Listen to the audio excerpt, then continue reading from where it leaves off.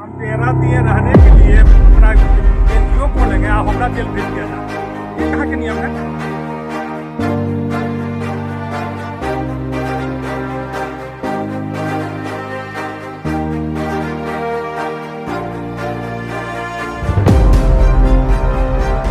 बिहार की राजधानी पटना के फुलवारी शरीफ में आतंक की पाठशाला चलाई जा रही थी।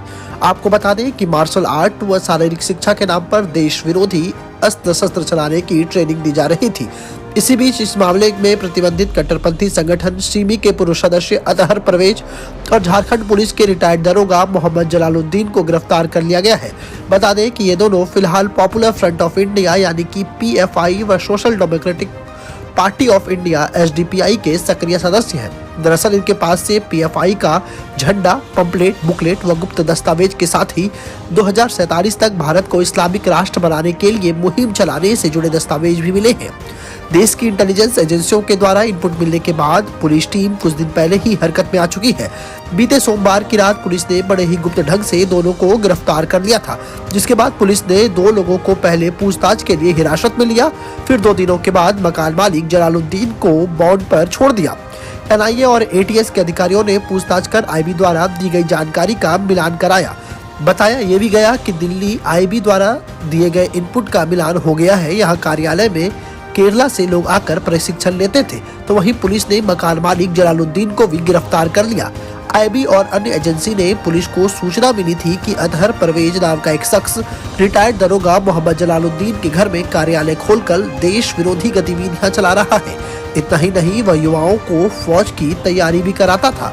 युवाओं को ब्रेन वॉश कर उन्हें देश विरोधी घटनाओं को अंजाम देने के लिए ट्रेंड किया जाता था।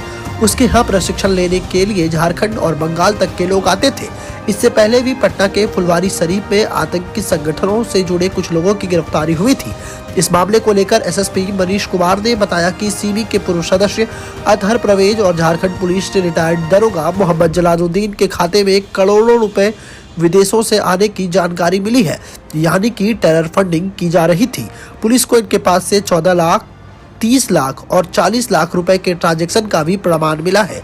जांच की जा रही है कि आखिर इतने पैसों का लेन देन कब और किसके साथ किया गया। साथ ही रुपयों के सहारे केरला से प्रशिक्षित लोगों को बुलाकर यहाँ के लोगों को कई तरह का प्रशिक्षण दिया जाता था।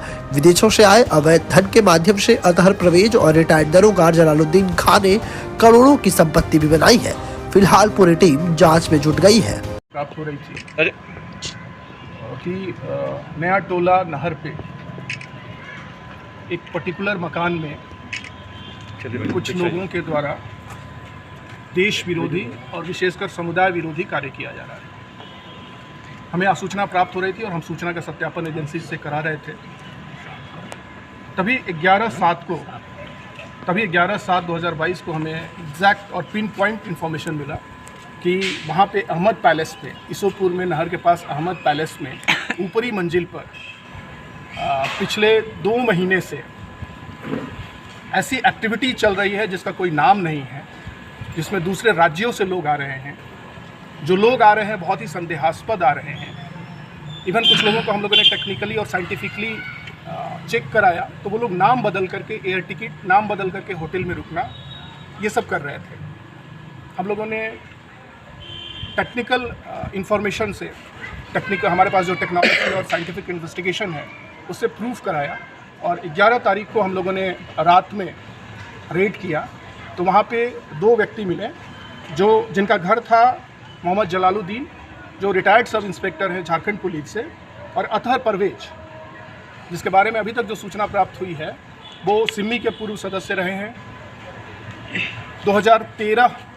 2001-2 में जब सिमी बैन हुआ था तो बिहार में जो ब्लास्ट हुए थे उसमें इनके छोटे भाई मंजर परवेज जेल गए थे, और 2001, 2003 और 2013 में बिहार में जो केसेस हुए हैं टेररिस्ट एक्टिविटीज़ के, उन सारे केसेस के अभियुक्तों के ये बेलर हैं। ये वेरीफाई हो गया है, इन्होंने खुद इसको स्वीकार किया है। और अभी पिछले 2 सालों से ये PFI और SDPI के नाम पर बहुत सारे लोगों को ट्रेंड कर रहे थे। बाहर के जो चरमपंथी एलिमेंट्स हैं उनको यहाँ आश्रय दे रहे थे, उनको ये कम्युनिकेट कर रहे थे, और 6 और 7 तारीख को 6 और 7 जुलाई को यहाँ पर मार्शल आर्ट के नाम पर स्थानीय लोगों को बिहार के चरमपंथी तत्वों द्वारा तलवार चाकू चलाने, दूसरे संप्रदाय के प्रति उन्मादित करने, सांप्रदायिक विद्वेष पैदा करने का प्रयास किया गया था। और इसका हमें सीसीटीवी फुटेज भी उपलब्ध है। जो लोग आए हैं उनके बारे में हमारे पास टेक्निकल इन्फॉर्मेशन भी है। जो पूरा सत्यापन हुआ उस सत्यापन के आधार पर हम लोग ने इस्टेब्लिश किया कि अतहर परवेज और मोहम्मद जलालुद्दीन के द्वारा, जो उस घर के मालिक हैं, जो उन सारे मीटिंग्स में सम्मिलित रहे हैं, सारी मीटिंग्स जहाँ होती है वो कुर्सी पर वहीं बैठे रहते हैं, वो पूरी चीज़ों में शामिल रहे हैं। उन्होंने एग्रीमेंट किया है, एग्रीमेंट का पेपर भी हमारे पास उपलब्ध है।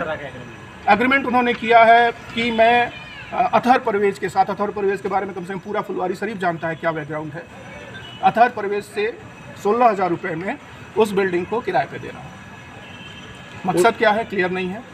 और उन्होंने 11 तारीख से हमें लगातार बरगलाने का, झूठी बात कहने का प्रयास किया, जिसको हम लोगों ने साइंटिफिक इन्वेस्टिगेशन से पूरी तरह से। बिहार में पूर्व में ब्लास्ट जो हुई थी उसमें भी इनके भाई का हाथ, मंजर आलम अतहर परवेज के भाई हैं, मंजर परवेज, जो जेल जा चुके हैं 2013 में।